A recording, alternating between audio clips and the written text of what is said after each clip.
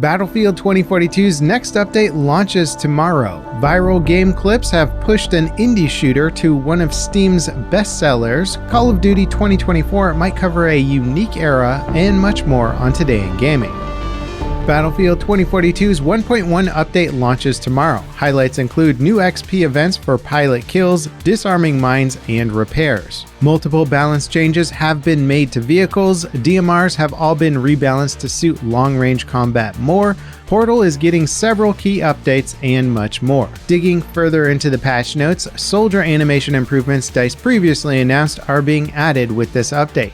These include smoother transitions when a player changes direction for their third-person model. They're also allowing you to move and ADS at the same time while prone, and the ability to interrupt the bolt change weapon animation by aiming. There are several other tweaks which you'll find linked below. Unfortunately, 1.1 isn't adding any new content like maps or weapons, but it's certainly another good step towards making 2042 a more polished experience. It's also kind of interesting to see improvements for Hazard Zone, like an automatic redeploy if your team gets wiped before the first extraction begins. DICE had already mentioned that they didn't intend to put any focus on Hazard Zone going forward, so it's hard to know what DICE's actual intentions are with these specific updates.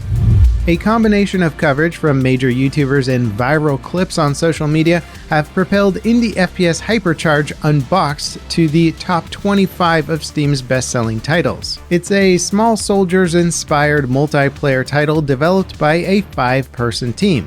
Hypercharge initially launched on Nintendo Switch and PC in 2020 to moderate success. They recently announced ports are coming to Xbox and PlayStation consoles. These ports were already in development before the game really blew up. Still, it's great to see a small title getting a second wind, especially one with nearly universal positive reviews from critics and players. The devs promise significant updates to all modes are coming with improvements and changes based on community feedback. Sign-ups are currently available for the Xbox port, but it doesn't have a release date yet. The devs say the game going viral led to 20,000 new sign-up registrations overnight.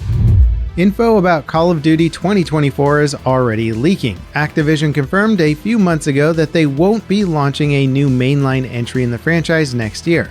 2024's entry could allegedly be a Gulf War-era Black Ops game developed by Treyarch. Reality UK leaked images of 2 maps on Twitter. They show the Lockheed F-117 stealth bomber and a bombed-out Iraqi-style palace.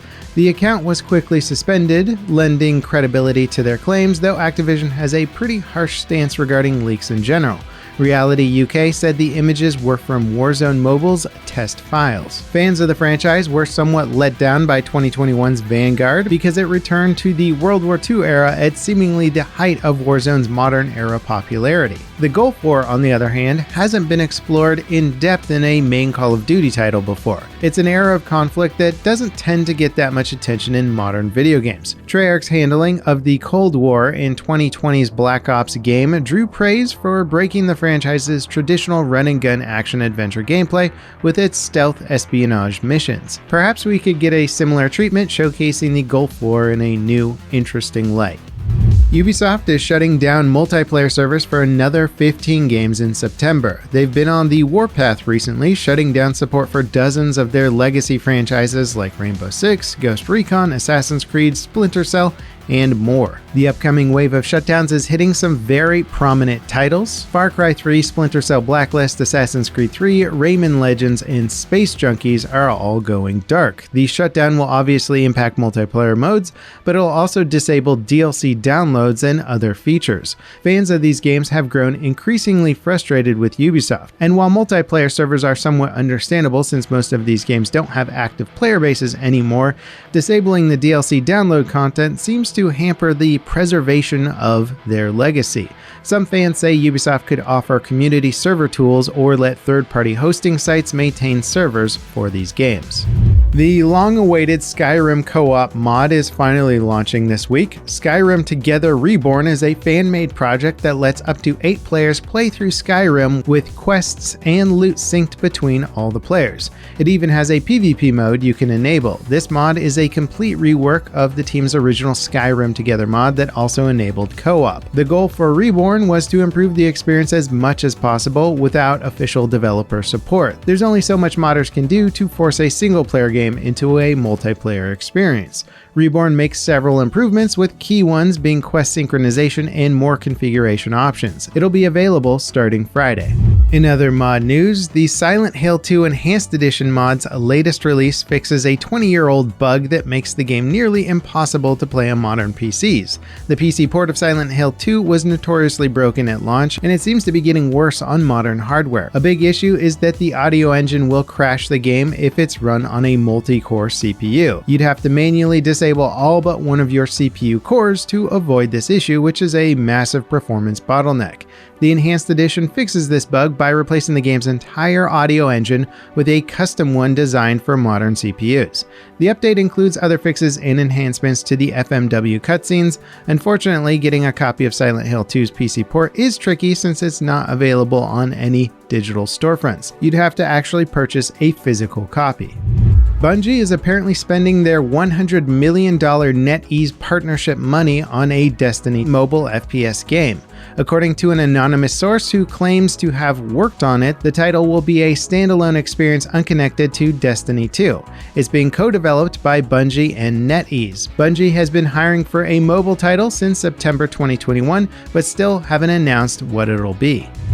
Leaks about Nvidia's next-generation 4000 series GPUs are spilling every day. The most recent leaks claim the RTX 4090 will feature a maximum possible boost clock of 2.7 GHz. The stock boost clock will be lower, but extreme overclocking should achieve these insane speeds under ideal conditions. By comparison, the current generation RTX 3090 Ti, which is technically a higher tier of GPU, maxes out at 1.86 GHz. The rumors surrounding the 4000 series pin the upcoming GPUs as power-hungry monsters that could draw nearly 500 watts or more. AMD's current RDNA 2 GPUs already hit impressive clock speeds like 2.8 GHz thanks to having fewer shader cores. In a nutshell, this leak would mean that Nvidia is going to have a ton of cores running at speeds typically seen on much smaller chips. The result could be monstrous performance gains.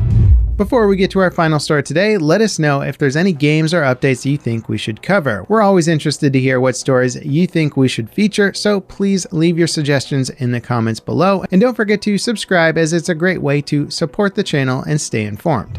The pandemic has fueled explosive growth for the video game industry, adding over $30 billion in worldwide sales from 2019 to 2020.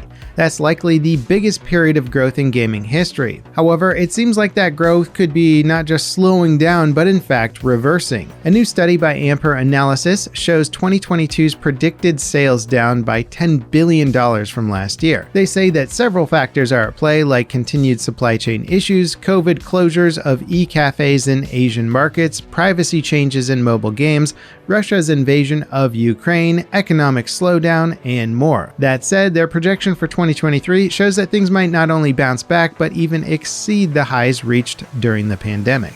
And that wraps it up for today in gaming. As always, guys, thank you so much for watching, and I'll catch you next time. This is Level Cap signing off.